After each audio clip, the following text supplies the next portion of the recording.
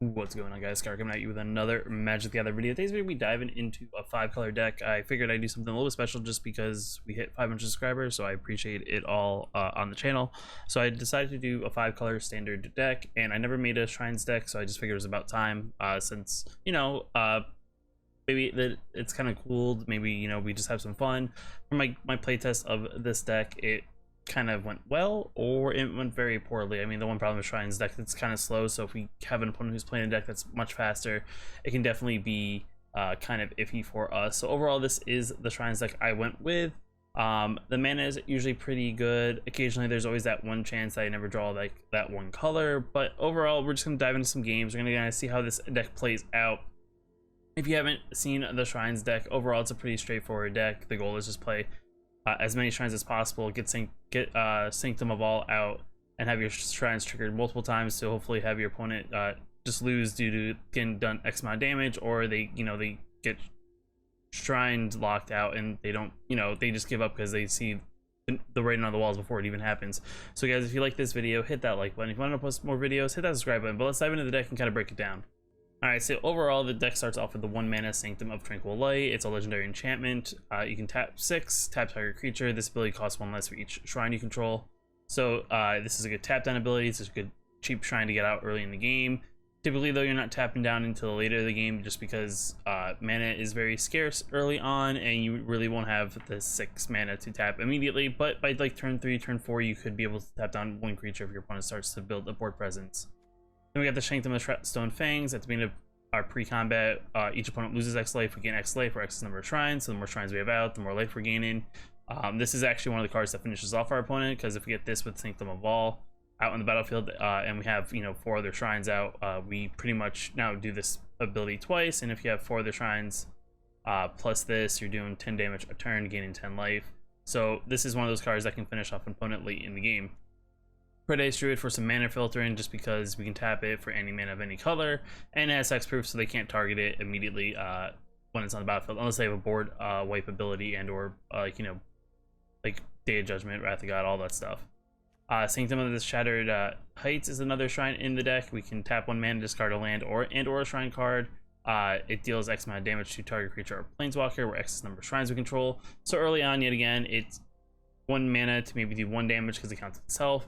But later in the game, you can discard any of your extra shrines since they're legendary, and you can actually throw, that damage at your opponent's creatures and or planeswalkers. It's a good way to do some spot removal in case they get something on the board that you just want to get rid of, so they're not swinging into you for big damage. But a good ability here just gives us use of our extra shrines that we don't need to play because we already have copies of them on the battlefield. 1 Cultivate for just an additional mana fixin'. We get to search our library for up to 2 basic land cards. We get to reveal those cards, put 1 at the battlefield tap, the other one in our hand. Like I said, to kind of keep the mana fixin' good and find the color mana that we want. Good card overall. Sanctum of the Fruitful Harvest, another shrine that, we get X ability, we get X mana of any color, where X is the number of shrines we control. The more shrines we have, the more mana of that particular color we get to have. The one thing is we do get, it's all the mana of 1 color, so you can't technically, spread the mana, but if we're missing like red or missing blue, or we need double something, we can definitely get double of that mana. We may need to play a spell, but overall just having additional mana, and there's a Stone Coil in the deck, so maybe we have X amount of mana, get to play a bigger Stone Coil because we get the additional mana from this. Got a little bit of more Uro for some life gain, the ability to kind of ramp up a little bit, and the idea that later in the game, if in case we don't maybe have our Sanctum for All, this is just another way to get, maybe win the game, get additional lands, draw some additional cards. Overall, a pretty good card for the deck. Shadow the Sky wouldn't be like a shrine deck if we couldn't slow the board down. Shadow the Sky to hopefully slow our opponent's board down. Really, us particularly, we don't really play a lot of creatures, so this is just more so to keep the board in control so it doesn't get too crazy, too big. Just 2 copies of, just to, hopefully prevent anything from happening. Sanctum of the Calm Waters is kind of like the one shrine that if we get it in by like turn 3, turn 4, and we already have 2 shrines out, getting drawn like 3 cards a turn, it really helps us dig a little bit deeper, helps us find maybe the last bit of shrines we need.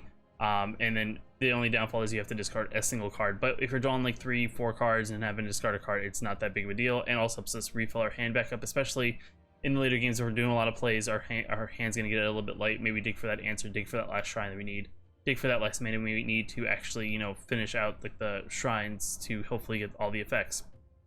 And last but not least, shrine wise, we have the Sanctum of All. It's a 5-color shrine.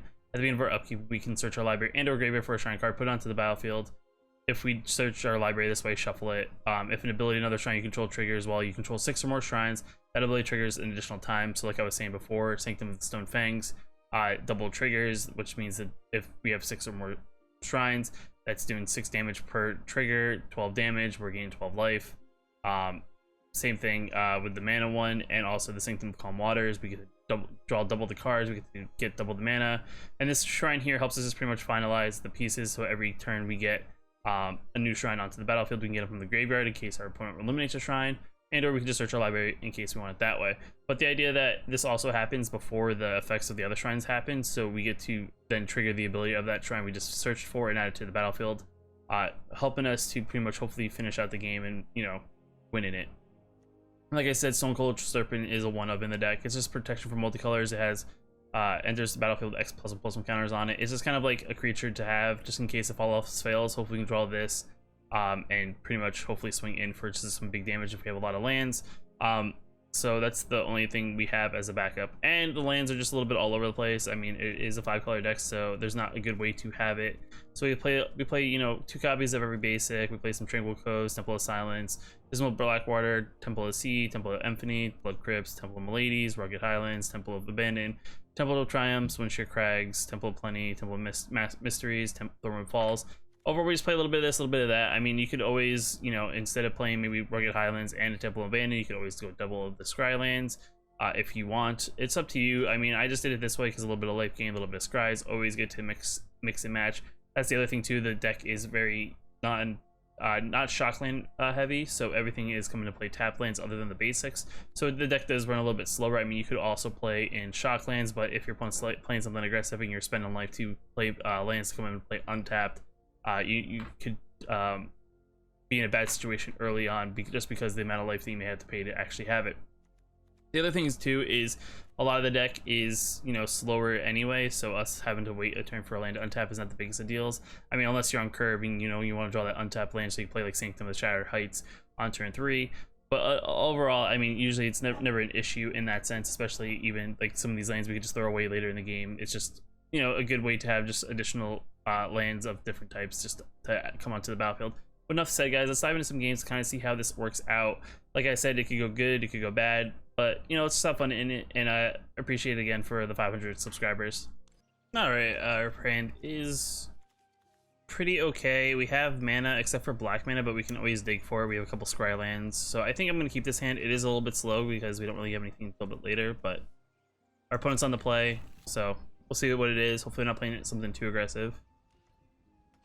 They did mulligan, so that's good. Oh, mono black. Either it's knights or just mono black. We're gonna play the Temple of Silence. Don't need another one of those. Next turn we'll just play one of the untapped lands. It's fine. Interesting. Did not do anything. A part of me wants to play the this Paradise Druid because then that means they would swing in, possibly having to tap.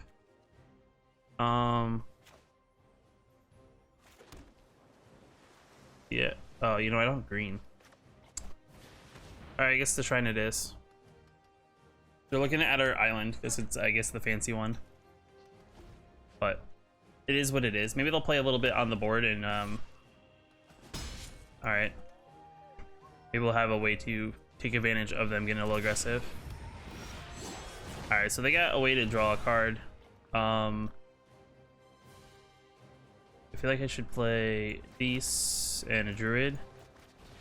Let's say go. Just set up for the board wipe next turn. Though they may, in this situation, they may pump, which isn't the worst. But if they're going big like this, I'm actually not upset. No blocks. I'll let them pump. I mean, we are in a tough situation, but I mean, we have to kind of take a little bit of damage. That's fine. We'll do this. Yes, we'll keep that. We'll shatter. slow the game down a little bit. I apologize because Shadow, this guy's noise is very terrible. Next turn we could play another Paradise Druid. They're gonna take one of our shrines, of course. It's probably a smart choice on that one, just because it is the one that allows us to draw more cards. So yeah, we'll do this. We'll scry our top card, see what we got going on here. Tap land, don't need that. We'll play this. And we'll play this. I don't think Black really has anything enchantment removal wise, so I think our enchantments are actually pretty good, and his free looter is not going to do enough damage to us to actually hurt us.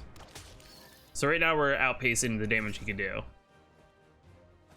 Though we don't really have a good answer to get out the free looter. Green. I guess we'll play this. And we'll play the temple. Hopefully finding a shrine. Not that one though. Fortunately, I need a different shrine. But we do have blockers. We do have something to tap on his creatures to slow him down, so that we can kind of just sit here and let our shrines pick him off a little bit. If we draw a Sanctum of All, interesting. Do not go to. Oh, we can't kill the Paradise Druid. Well, I mean, I can't block here, so might as well tap his flyer. I'll take one, just because I'll gain 3. It's not gonna hurt me enough. And there we go. Sweet. I have all colors, right? We'll do white. Yeah, we're fine.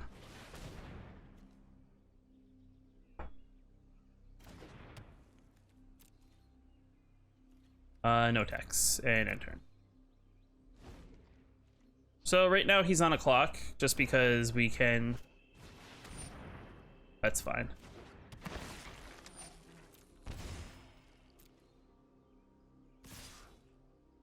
I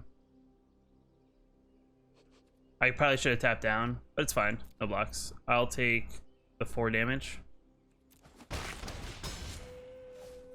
My turn. Search our library. I'm gonna get the Balloon Shrine just because I would like cards. Yeah, take action. Draw 3 cards. We'll discard a shock land because health is important. We'll play blue mana. I don't really need it. Play a land. Say go. No tax. End turn. If he has another Gray Merchant, that could hurt.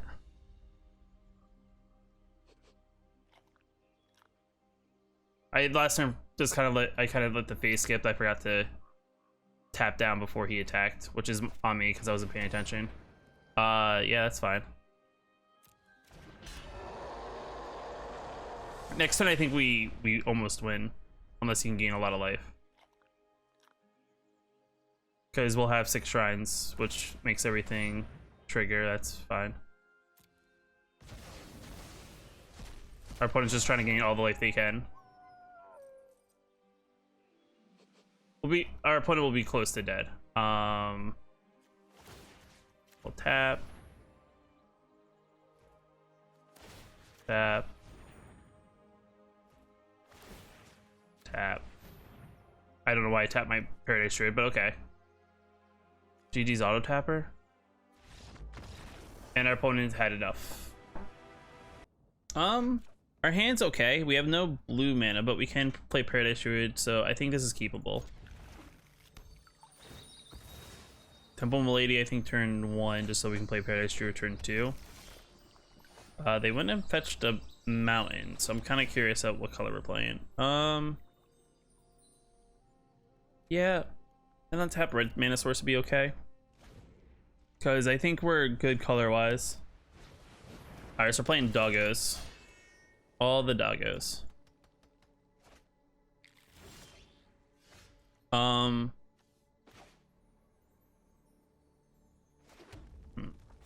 Yes.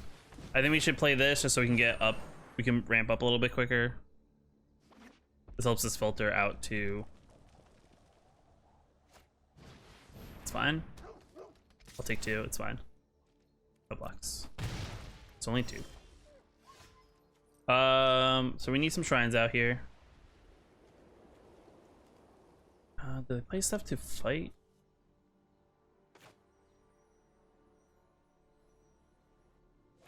I think we play Calm Waters. We'll see go. I think this one's the more expensive one.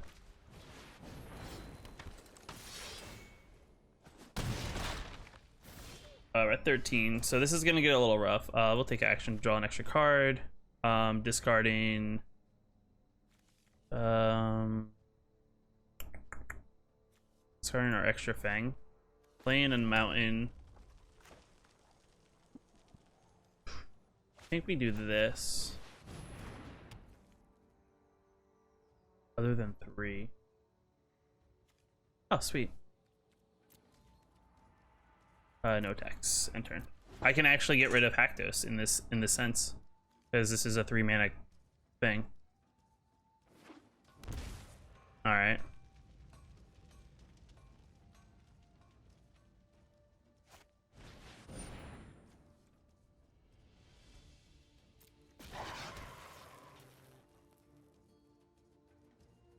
Is that it? Okay, they are gonna pass. We will discard a land, submit. I guess we'll go to combat.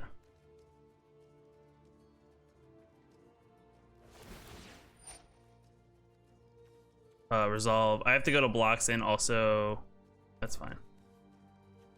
Passive blockers. Go here.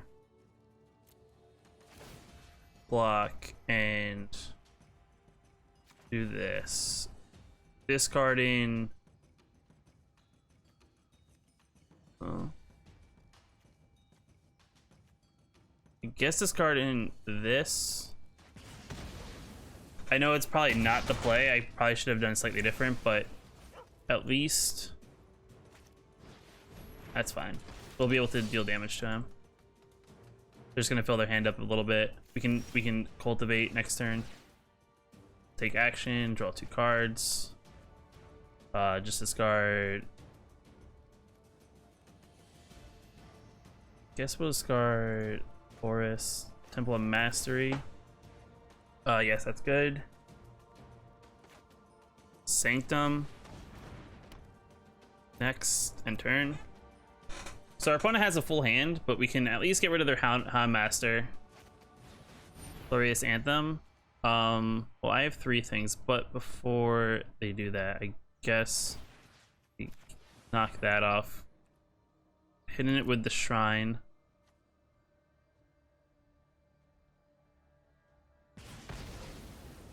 It's fine that the Alpine's gonna hit me for 3.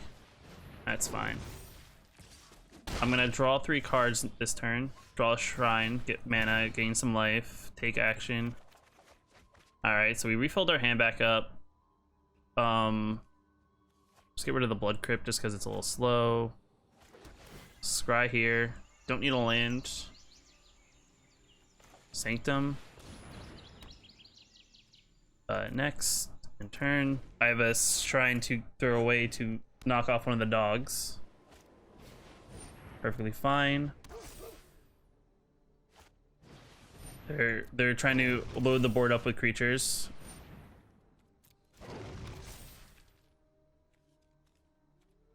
Alright, let's see what they're attacking with. They're tapped out, so this is actually not that bad. So what we'll do here is we'll do some damage here, discarding that. Alright, we're down to 8. Burrow's good here, just because I think our graveyard actually has a decent amount of stuff. Yeah, take action. I'm gonna get rid of the cultivate. It's not helping me. We'll do green mana. I don't need that much, but all right. Opponent, I guess, had enough of us doing shrine things, but I mean, we weren't in a situation that we were definitely gonna win. Our opponent's going first. This hand's okay. Let's see if we actually play cultivate. I had it in my hand last game and I didn't even play it. But I guess we'll see how we draw. We may want to play it on turn 3. So playing one of our tap lanes probably here early is good. Probably Temple of Silence, just because we want the white. Untap blue's good. There's a lot of mana, but I think land cards in this deck are actually pretty good. Now the question is, they're playing blue-red, so is it spells is the question? Or is it like something else? They have something, because they're holding up. All right, so they're gonna shock me in the face because I played blue green. Interesting.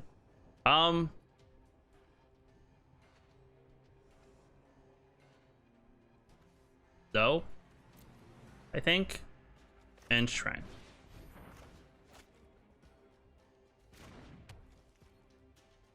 All right, they have another shock.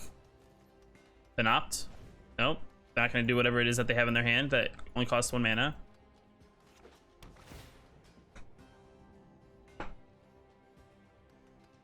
Very curious. Sprite Dragon? No. Interesting. Let's see if they let my Cultivate go through. They're playing a deck that could definitely be playing counters. The real possibility. Are they playing Phoenix? I think they'd be playing Phoenix. I think a black man. I already have black. Green. We'll put the black man into play tap. For all that, say go.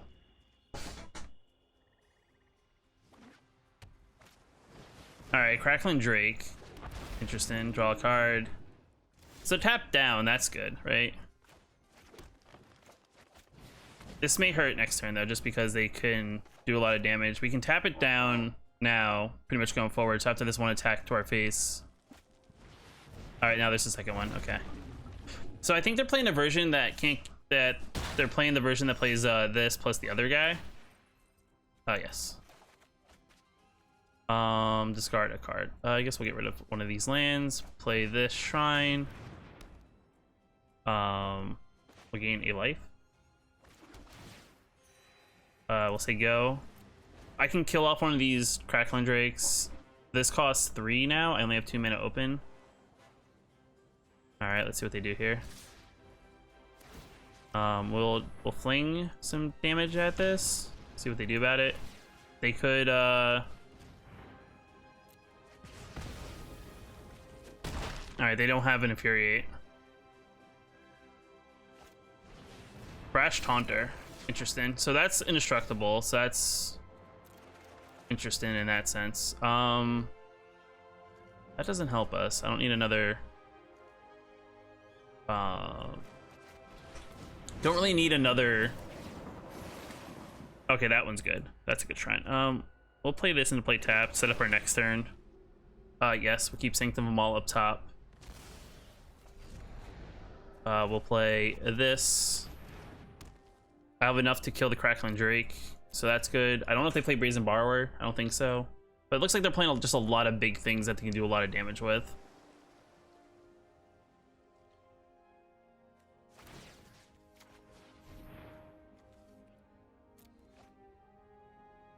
They have a reply. What is this? It fights another target creature.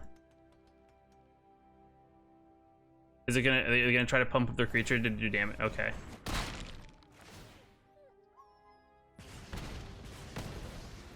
It's not enough though. It's not enough to have Brash Taunter really do much, unfortunately. Oh. Alright, so they're trying to do as much damage to me as possible. I'm gonna get a crap ton of life. I'm gonna draw some cards. Discard a card. I'll get rid of this extra Sanctum. Play a Sanctum of all. I don't want to play the. Don't want to play the Stone Coil because they can just have their Brash Taunter fight it. So we're just gonna pass.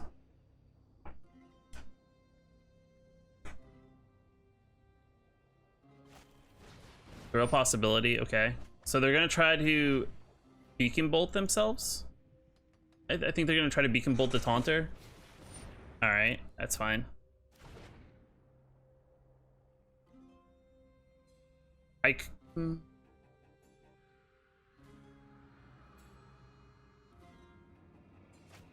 Beacon Bolt's gonna do 5 to me. That's fine. 5 to me. Yep. We'll tap down this so you don't attack with it. Pass to attackers. My turn. We'll get the green one. Go to 6.